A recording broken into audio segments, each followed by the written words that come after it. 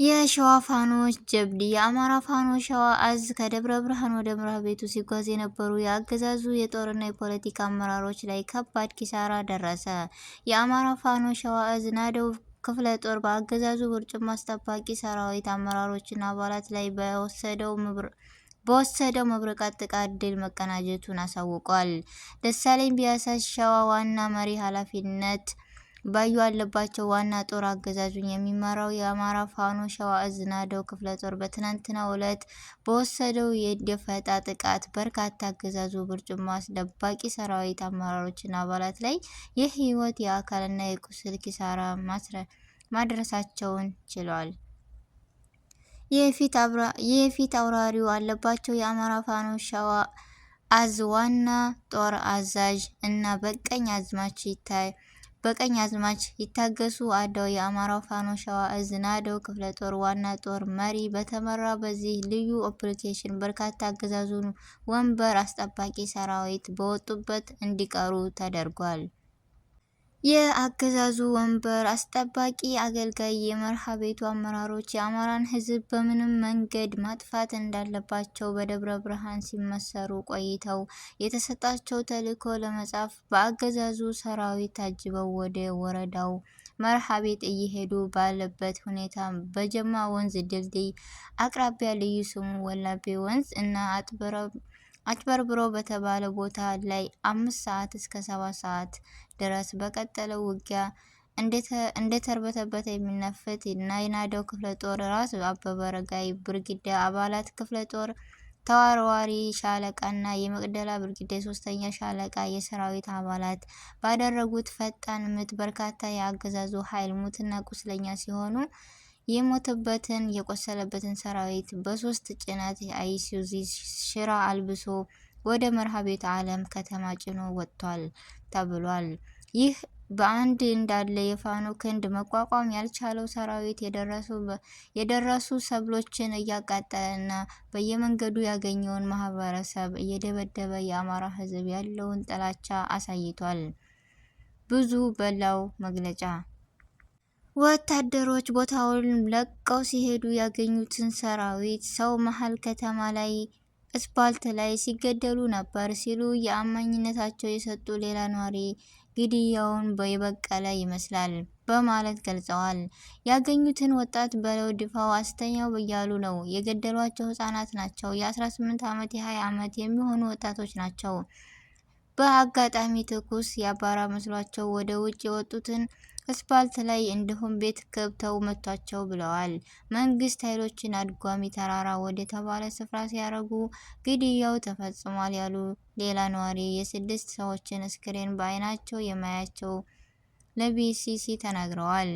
ታግታና ደለክ ሰው መገንጠያ በተባለ አካባቢ ላይ አብዛኞቹ ግድያዎች እና በፈጸማቸው ተናጋሪ አንድ ነዋሪ በጥቃቱ ወጣቶችና ሽማግሌዎች መገደላቸውም ጠቁመዋል። ሌላ ነዋሪም ግድያው በ3 አይነት መልክ እንደተፈጸመ ተናግረዋል። ቤት ለቤትና መንገድ ላይ ከተገደሉት በተጨማሪ አዝመራቸው ውስጥ የተገደሉ አርሶ አደሮችም እንዳሉ አመልክቷል። ሻይ ቤት ተሰብስበው የነበሩ ሰዎችን በር ከፍተው አውጥተው ረሽነው መንገድ ላይ ያገናኙትን ረሽነዋል። መኖሪያ ቤትም ተከትለው ገብተው በር ከፍተው ግቢ ውስጥ ያገኙትን ገድል ሲሉ ስለ ግድያው ተናግረዋል። በፋኖ ተቀጥቅጦ የተሸነፈው የአገዛዙ አውሬ መንጋ በየጎዳናው ያገኘውን የአማራ ዘር ሁሉ እየጨፈጨፈ ያልፍና ምርጫ ሲያጣ እጅ ይሰጣል። እኛም ሰብስበን እንቀበላለን። ከላይ በፎቶ የተገለጸው በግል የተፈጸመ ወንድና እህቶቻችን ፋኖን በተቀላቀሉ አይደለም።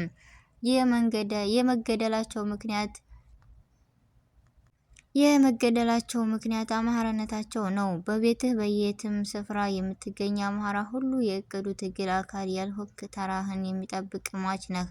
ፈጥነህ ሁላችሁም እንድትጋሩ እንጠይቃለን።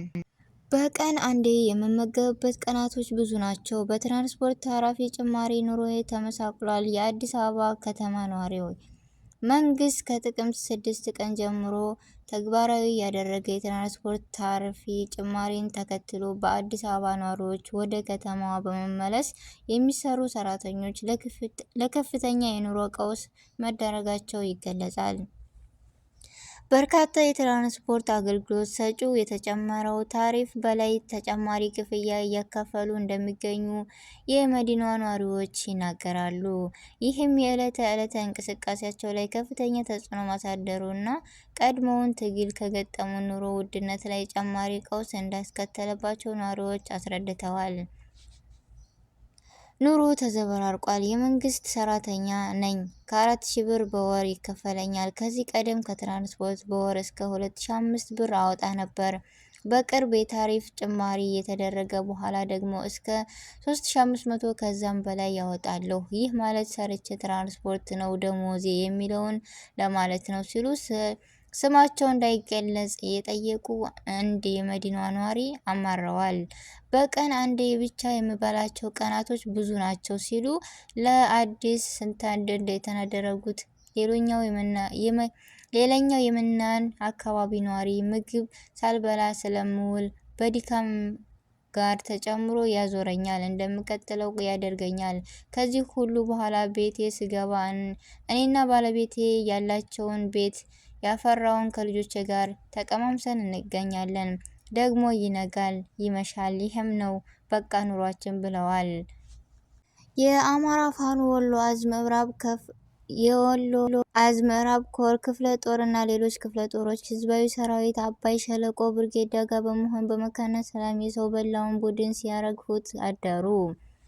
የአማራ ፋኖ በወሎ አዝ መብረቅ ክፍለ ጦር አባይ ሸለቆ ብርጌዳ የአማራ ፋኖ ህዝባዊ ሰራዊት ጎጃም አዝ አባይ ሸለቆ ብርጌዳ እና ከሌሎች ጋር በመሆን ከመካነ ሰላምን ተቆጣጥረው የሰው በላውን ቡድን ካረገፉት በኋላ አካባቢውን ለቀው መውጣታቸውንም ጋዜጠኛ ፋኖ ተመስገን ገልጿል። ዛሬ ሌሊት ከ9 ሰዓት በላይ ጀምረው በዚህ ጦርነት ወንዝ አቋርጠው ከመጣው የአማራ ፋኖ ህዝባዊ ሰራዊት ጎጃም አዝ አባይ ሸለቆም በሻለቃ ደስታው እየተመራ ከወገኖች ጎን ቆም የጠላትን ቡድን አብሮ ማርገፉን አስታውቋል።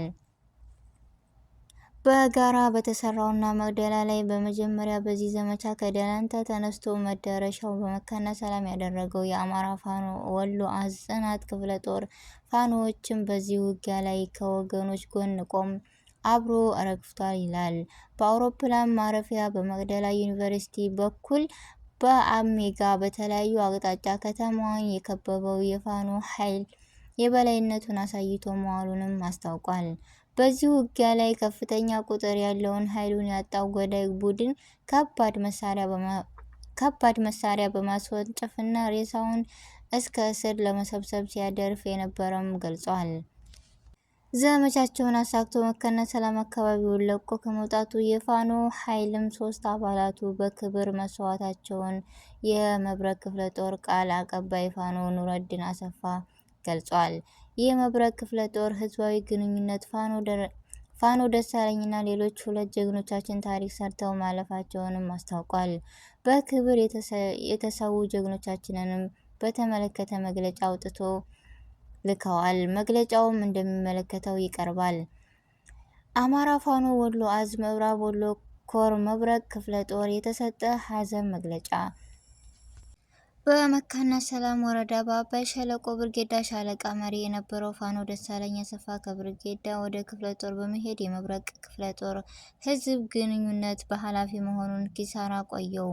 ፋኖ ደሳለኝ አሰፋ በመካነ ሰላም አባይ ሸለቆ ብርጌዳ ጥቅምት 28 ቀን ሌሊት 9 ሰዓት ጀምሮ እስከ ጧት 4 ሰዓት የፈጀ እልክ አስጨራሽ ውጊያ አድርጎ በወሎ ዩኒቨርሲቲ መቅደላ አምባ መካነ ሰላም ቅርንጫፍ ላይ መሻጎ የነበረውን የመከላከያና አድማ ብተና ሚኒሻ ፖሊስ ጥምርት ጦር ከአባይ ሸለቆ በመነሳት በመካነ ሰላም ከተማ ድረስ በመግባት 3 አቅጣጫ ከቦ መቅደላ ቀጠና ወደ ጎጃም በር በኪዳነ ምሕረት በአውሮፓ ማረፊያ በሶየቢሊ ቀጠና 3 አቅጣጫ ከቦ ሰብሮ መግባት ባንዳውን ቡድን ምሽጉን ሰብሮ ሙትና ቁስለኛ አድርጎ መካነ ሰላም ከተማን ተቆጣጥሮ አድሯል። በዚህ አስገራሚ ውጊያ 3 የትግል ጓዶቻችንን በክብር በጀግንነት ሲሰውብን ከነዚህ ውስጥ የመብረቅ ክፍለ ጦር የህዝብ ግንኙነት የነበረው ፋኖ ደሳለኝ አሰፋ ጠላት እንደቀጠለ